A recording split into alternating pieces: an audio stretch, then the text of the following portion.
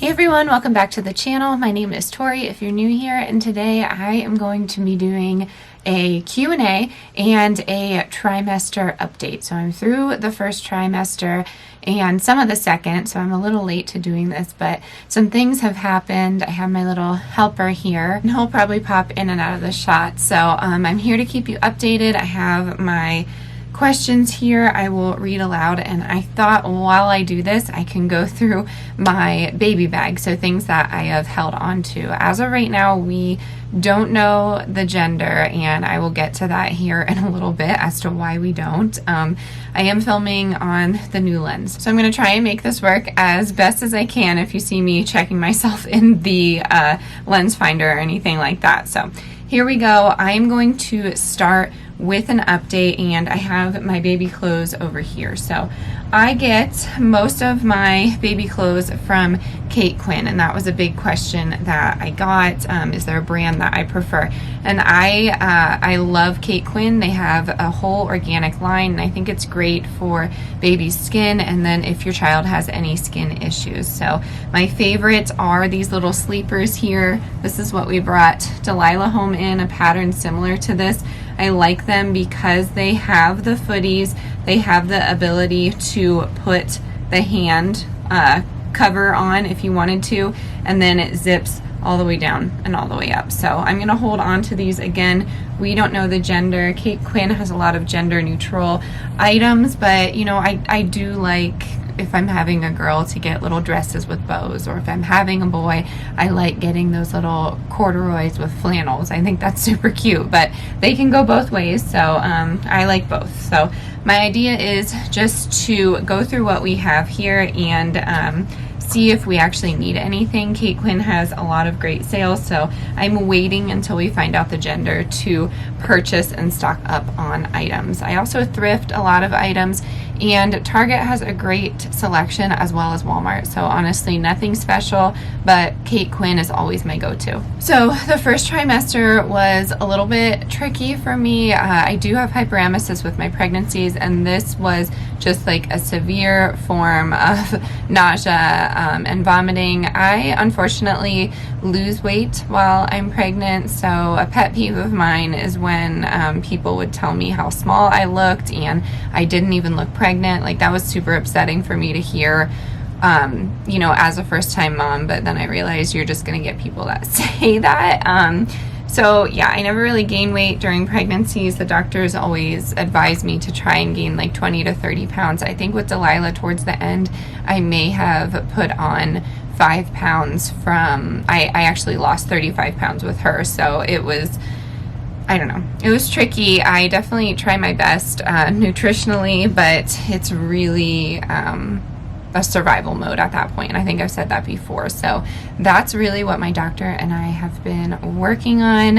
And then for the appointments, I'm not considered high risk this time, but you know, with my son, he was induced. I had some preeclampsia issues, and I have a rare blood type, so that requires me to get a shot of Rogam. So I'm Rh negative. I wasn't sure if I was going to share that with you, but I realized how rare it is, and there's a lot of women out there that have Rh negative blood. So that can affect your fetus if you don't get the shot, but I try and do pregnancy and childbirth as naturally as possible. So that's the only thing really intervention wise that we use, I guess you could say. I will say my doctors have tried out different kinds of, you know, nausea medication, but nothing has really helped. I wear C-bands every single day. I got a question the other day if they're like sweat bands. They're not. I wish they looked cooler, but they are C-bands. So they're supposed to help with motion sickness. They truly do not help, but I'm hoping one of these mornings I'm going to wake up and they'll work. So we'll see what happens with that. And then the last update we had in our last appointment was I was getting a blood draw to make sure there wasn't any issues with Down syndrome or anything like that, but I passed out during the blood draw, and I just remember like waking up and a bunch of people were hovered over me, and I was just worried. I'm like, did you get enough blood? So I don't know if they did. So hopefully we get an email here soon telling us the gender and if everything is okay.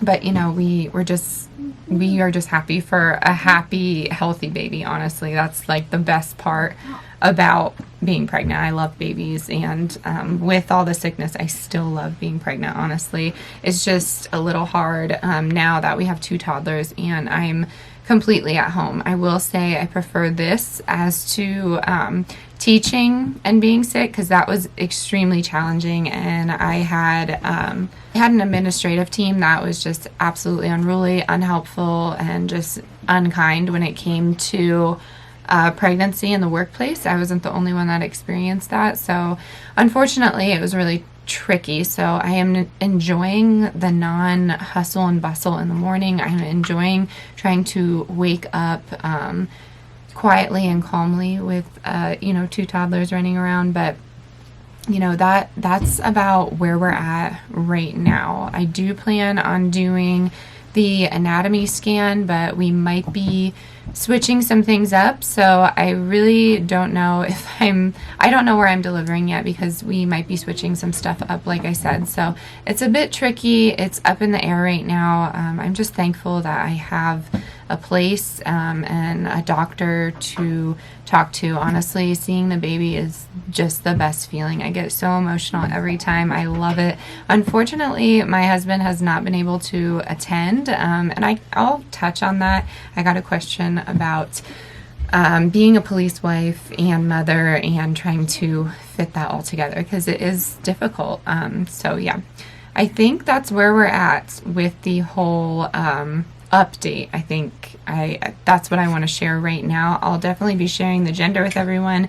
We won't be sharing the name. We never share the name. And honestly, that was a question. Do your husband and you argue about anything during the pregnancy? And they said my husband and I argued about names, and yes, we fight tooth and nail about names. I like unique names. I have always liked unique names. I've been writing them down since I was a kid, all of the names that I wanted to use, and my husband's more traditional when it comes to that kind of thing, so it just gets a little tricky. So I suppose I actually should be folding this laundry as we go through. I just have it stored in a big Rubbermaid, and then I just wash it. This was mine when I was a kid. I think it's so cute. It's a cute little jumper. I'll probably hold on to it for my kids too, to see if anybody would like to wear that. But yeah, we do a lot of staple pieces like this. So we have one from Target. They make these sweaters every year. They're super cute. This one's gray and blue, and it works for boy or girls. So I will be holding on to that. I'm going to head on into my phone here and see where these questions are. I got a few on Instagram, a few on the community page, a few on YouTube itself, and then I got a few through an email, and I'm not sure exactly who you are. So if you are ever emailing me, let me know what your handle is on YouTube. I don't mind answering the questions. I just want to know who you are. Okay, this one. Is this going to be the last baby? That is the hot question. I got a lot of questions. I think I counted. Yeah, I got 8 questions regarding that. I am not sure. I love babies. I've always wanted a huge family. I come from a huge family. My husband does not. And, mental health wise, it's tricky for us. Parenting does not come super natural to us. And I'm a teacher, and I may seem calm and collected to you, but it's definitely a challenge, especially with a strong-willed toddler. And I'll say both of them are strong in their personalities, which is a great thing, but it's definitely hard to parent that. And I will say, although this is temporary, pregnancy for me is extremely debilitating, especially if this is going to last for the entire 9 months. As you know, I kind of thrive with a minimal home and minimal chores, and I like to keep things clean. And when I can't do that, things just get a little out of hand, and I haven't been able to clean up. I haven't been able to be in the kitchen. I love cooking. That's a huge mental health release for me. And I also love watching cooking, watching food. I have a ton of friends on YouTube here that I haven't watched their channel in like 2 months because I just cannot watch the food being made, and it's such a bummer. Sometimes I'll fast forward through things, but it's been rough. So yeah, never say never, but it is not in the plan currently. Okay, next up on the Instagram question was, what are the challenges you have with your husband's schedule and being a parent? So my husband's schedule can be challenging, but there's also some really great aspects of it. And I will say it's taken me a long time to positively look at his schedule, and I think it's taken me that long because I was working too, and it felt like a lot of the peak parenting hours fell on me, and there wasn't enough time for self-care, which is, sometimes you have to sacrifice that, but there wasn't enough time in the day to do my actual job of teaching. There wasn't enough time to parent them the way that I wanted to, and it was just a little rough on me. So it's taken me to this year to really, appreciate my husband's schedule, and it's sporadic. It's very sporadic. But how it relates to pregnancy, I will say, he was going through the academy when my son was born, so he was there for the birth, but he wasn't able to be there postpartum. I'm fortunate enough to have family, specifically my mother, who came out and really helped me. But, she has a life back in her home as well, so it's just, I don't know, it was lonely, I will say that. And there was another question about that, so I'll talk about that here in a second. But I found myself extremely isolated. Being 32 in my generation, it's not common to have kids. I have a lot of friends that just don't get it because they don't have kids, and I wish I could say they did, but if they haven't experienced it, they just truly can't understand. I'm a firm believer in experience, as I'm sure you know, but it was, a challenge. It was a challenge to find people, and I would not say I am like socially awkward, but I am just not into the mom groups. I'm really not. I've given them a chance, and it's just not for me. So I really thrive on long-term friendships, and unfortunately a lot of my long-term friends are back home in Pennsylvania, so I'm lucky enough for them to come visit, but a lot of my friends are family too, so that makes it a challenge as well. And I will say the most of my family is back home in one town, in just one central area, so a lot of that was challenging. And then with Delilah's pregnancy, that really was a turning point for me in a lot of ways. And I will say towards the end of my pregnancy, after being sick, and then my son was in the hospital for a while. If you've been here for a long time, you might know that.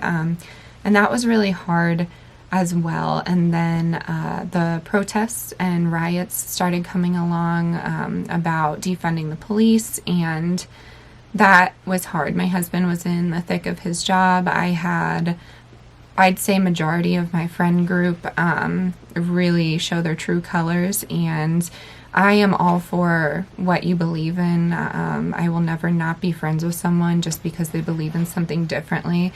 I will say I'm still friends with a lot of those people, but it was a challenge because I have always been taught to choose my words carefully, to not offend people, to be calm and collected and kind. I will always teach my kids kindness because that's what I was taught.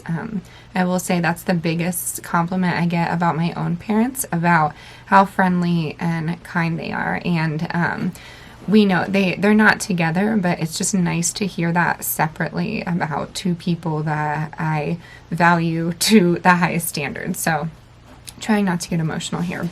But it was really hard towards the end of pregnancies. At that point, I had friends just saying on Instagram and Facebook that they were going to go and protest at the local jails, and basically stop workers, police officers, from moving in and out of the barracks because they're trying to get their attention. And that, I felt a lot of emotions, but that was where I felt some rage, because I'll tell you, if my husband missed the birth of my child because of something silly like that, I would have never forgiven that person. And it wasn't just one person, it was a few in particular. So that was really disappointing to see that. I don't think people thought about it from my side, and maybe that's me selfishly talking, but it was hard to see the entire world against what felt like just my husband, knowing him for as long as I do, knowing my friends have known him and how genuine he is and what a kind soul he was. It was really hard to go through that. And, you have to see it from his end too, and that is missing milestones and missing things like that, and how stressful it truly is when you're working in a field where no one was supporting you at that time. And in Colorado, there was not a lot of support. Back home, and in some of the more conservative states, it was helpful, but I will say that was just like the scariest moment in time. That was my first natural birth, so I was afraid not to have him there. I went over my birth affirmations with him, and we went through a plan. The songs on the playlist we both chose, and to know that he might not have been able to make it was a huge anxiety issue for me, and I will say I have never fully recovered from that. There were people following police home, writing down their license plates, threatening my home. It was a scary time, and I'm happy it's not completely over, but it seems as if people have woken up and understood that they cannot judge an entire population of people. So I guess I will wrap that subject up, but I will say that is the biggest challenge, or was the biggest challenge, with my husband's schedule. Luckily, he is with a smaller agency, so I'm pretty positive if I called him and said, hey, I'm in labor, he could meet me there, or at least come home and pick me up in a timely manner. So I will say that is the good thing about having a scheduled induction, but I'm not planning to go that route. You have to play it by ear and how the baby's doing and things like that. So I'm not planning on doing that. If it happens, it happens. That's just, how it goes. But yeah, we'll see what happens there. Okay, next question comes from Jennifer. Thank you, Jennifer. There were some really kind words in there. Now that you are expecting, are you still going to move? And if so, will you be moving prior to the birth or after your bundle of joy arrives? Or is the new member of the family going to have you rethinking locating? That's a phenomenal question. If it were up to me, I would prefer to go home first, pack everything up and move home and give birth and just get started, but it's just too soon. We have some things that we want to wrap up here. We have some, so yeah, if it were up to me, we would move, we would pack everything up, but again, there's just a few more things we want to figure out here, and we do want to research some things at home, because I don't know if my husband will stay in the field that he's in. I definitely am more content at home, doing my own business things.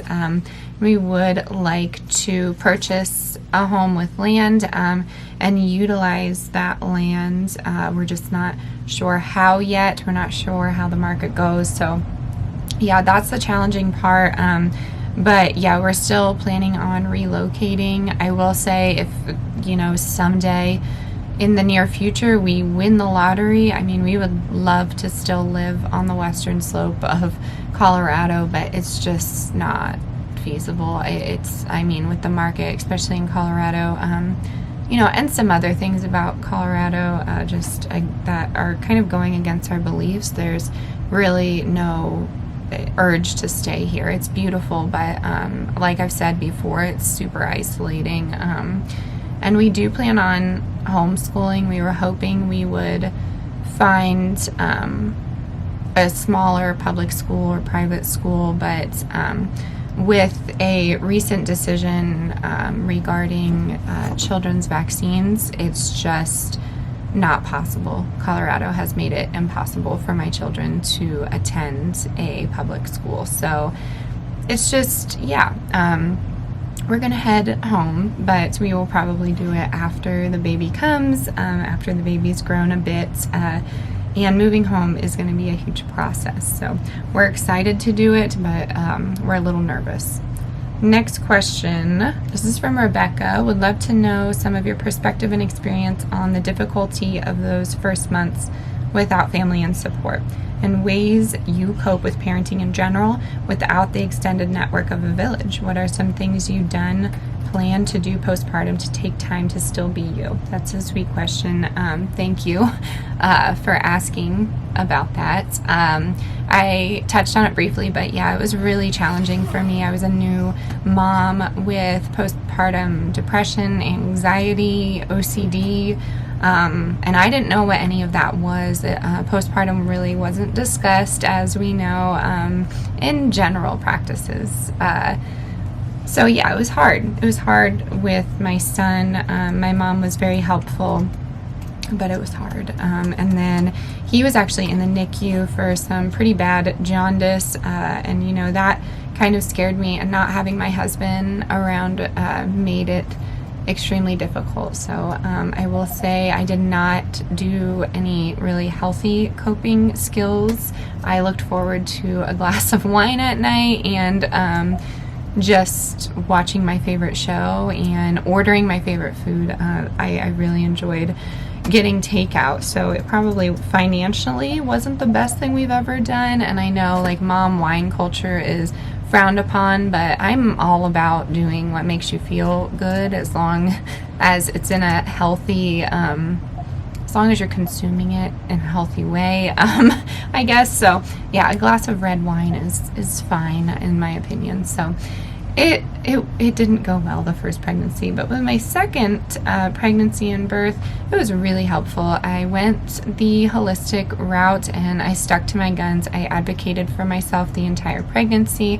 I will say that's when I came out of my shell in general, just as a person, not even just as a mother, but I really started researching things and advocating for myself, because with my first pregnancy, it was, I guess, shocking to see a vegetarian or vegan, whatever I was at that time. I can't even remember. I was vegan, and that was frowned upon, and I got a lot of crap for that. And you know, that's what pushed me to go more holistic in the first place. So with my daughter's pregnancy and birth, my midwives were phenomenal. They were just so kind, always, how are you? But it wasn't, you know, how are you looking at paperwork? It was, how are you? And actually connected with me as a patient. I did not feel rushed. They explained everything to me in a way that I could understand. A lot of medical professionals, I feel like, just miss that boat when it comes to bedside manner. So, you know, I would always have to call my mother-in-law when I was done with appointments with my first pregnancy, because I didn't understand what things meant, and she has a great way of explaining things. She is a doctor, if you didn't know. So it was really helpful for me to hear that from her. But during my second pregnancy, it was really nice to have the midwives be so supportive, and they were supportive during postpartum. You know, breastfeeding went great for my daughter and I. With my son, not so much. I had no idea what I was doing. He was not interested, so we ended up doing formula feeding, and that in itself was like a huge guilt trip from everybody, you know. And I know it's no one's business, but it was really difficult when you're alone and a first-time mom, and hearing people, grown women, saying you gave up. And I think that was the hardest part of everything. I felt like I was failing him, because you're growing up being told, I guess I wasn't told this growing up, but kind of in your adult life, you know, you're being told you're made to be a mother, your body's meant to do this, you'll have the natural instinct. And I don't know if I had that at first, so that was a little challenging for me. But yeah, with this third pregnancy, I will say, you know, because we have moved, we live so far out, so I haven't really been able to see my closer friends. They are there and available, but being so sick, it's just a time crunch to get in and get out when I can. So that's been the challenge with this third pregnancy. I'm not an expert at pregnancy by any means, but I feel more calm and collected during this one. And that leads into the next question, which is there anything that you're doing differently with this pregnancy? And I will say, yes, I am. And I kind of alluded to it. All of those little things that they say that you shouldn't do, I started really trusting my gut. I follow a lot of women that holistically and naturally went through pregnancies and births and have multiple children. And I specifically went for people that had my blood type and people that had hyperemesis, because if you are just healthy, happy, having this pain-free birth, it was hard for me to connect with those people because childbirth naturally was painful. Childbirth with an epidural was painful. So yeah, this time around, I am trying to avoid a Zofran PICC line, so trying to eat as best as I can, and as you know, that's been a huge challenge. And I'm also, you know, I'm eating sushi. I'm not eating the raw fish, but I'm eating regular sushi. I drink coffee. I had, you know, I had 2 cups the other day, and I even like checked myself, but you know, when you say these things out loud, and it's just me and you talking with Y here, but, you know, I'm saying this to apparently, you know, upwards of almost 13,000 of you. I don't know if that many people see or watch my videos anymore. From my view count, it's a no, but like, where are all of you is my question. But anyways, but I will say it is hard to say that out loud because people get judgy. I love when people that have never been pregnant, men especially, like give their 2 cents on it because I can laugh it off. But women that have had children that say absolutely terrible things about mothers, and how I've had people say that I shouldn't be allowed to be pregnant because I drank coffee. But yeah, there's a lot of things that they say you can't do that you absolutely can. Again, I'm not a medical professional, but pregnancy was at first for me extremely scary. I was reading my ingredients. That's weird. Okay, so my camera reached the maximum recording length. I didn't know it could do that. But yeah, I was reading ingredients more than I already did, and that was a challenge in itself because I was scared of every ingredient, and I still am. I mean, they're poisoning us, and it's not like the 90s. So you women that have been pregnant that said, I did that and I was fine. They're different ingredients. It's, I mean, even in 5 years, things have changed. GMOs are like a huge thing.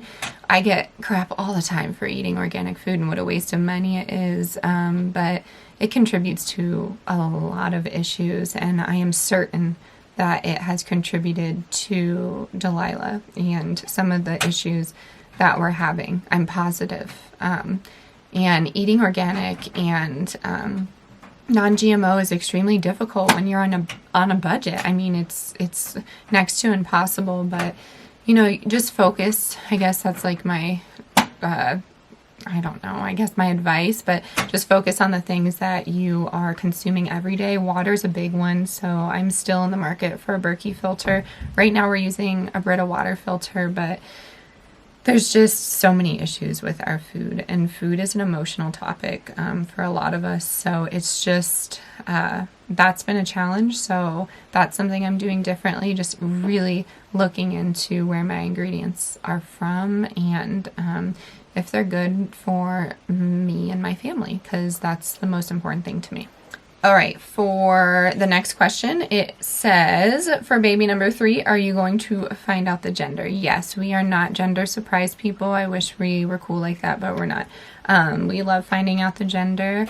That way I can narrow down names and hopefully convince my husband to do the names. I will say I'm never going to do the baby names that I did get that question, baby names that you love but won't be using, because we never know. Delilah was named a different name all the way up to birth, and then we didn't call our family for 2 hours because we couldn't figure out a name. We could not decide on a name. We were getting heated with a newborn baby in my hands, and with a natural birth, I could eat. So I was eating and I was just frustrated. So that name did not go as I wanted, but Lee threw out Delilah towards the end, and Della was one of my family names. So I wanted that name, and so we call her Della, Delilah, Lila, she calls herself. So she has a lot of different names. We're nickname people. We love that. I know some people get annoyed by that, but I love it. Y has so many nicknames. I did growing up.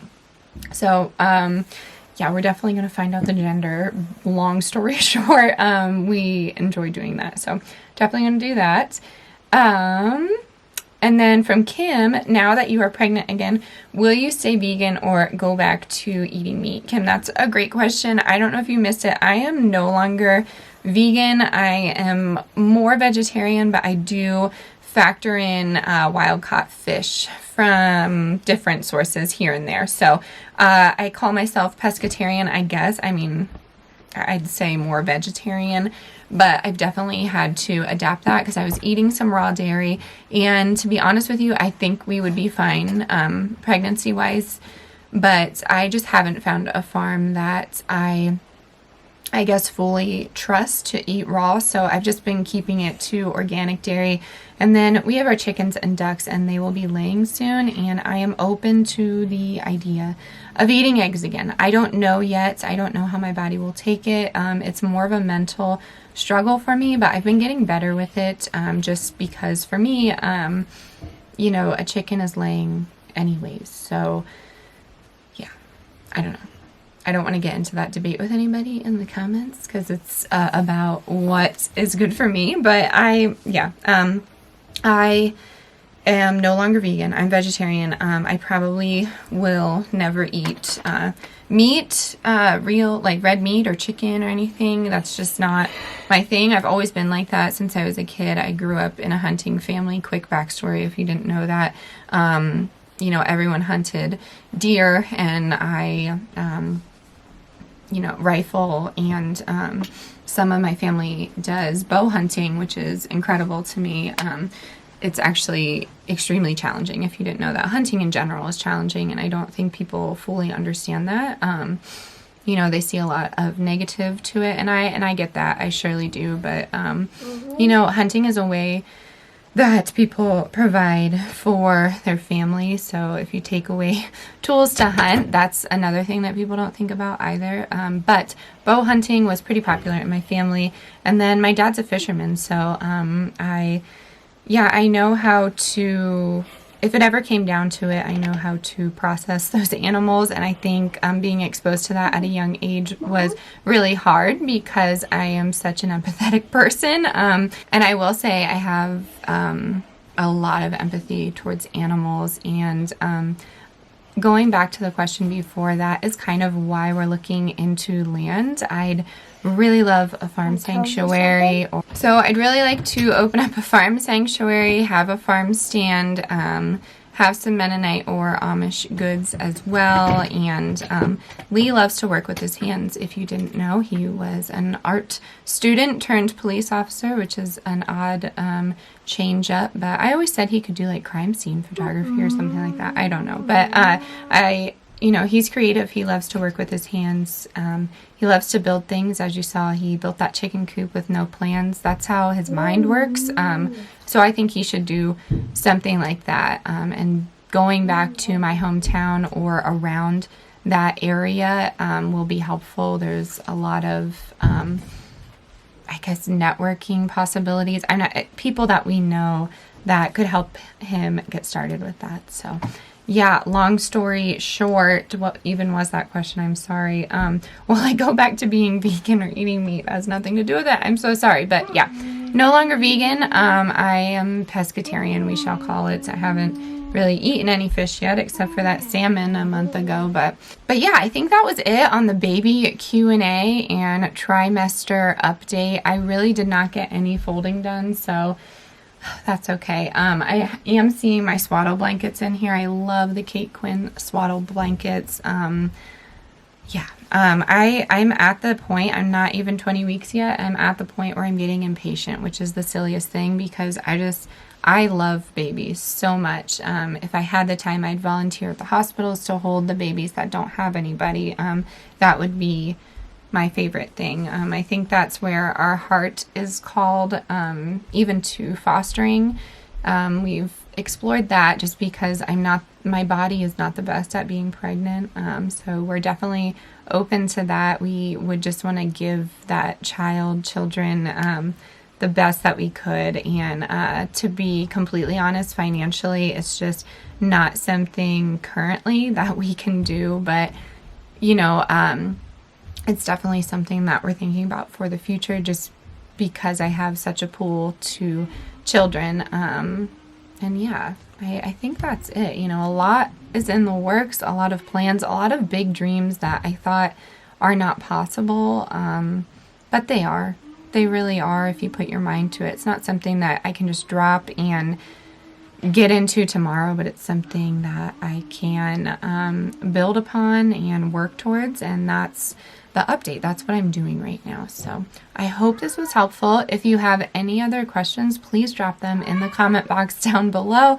The kids are having a good time upstairs. I am going to go have fun with them. As always, stay adventurous, stay creative. I'll catch you on the next one. Bye, y'all.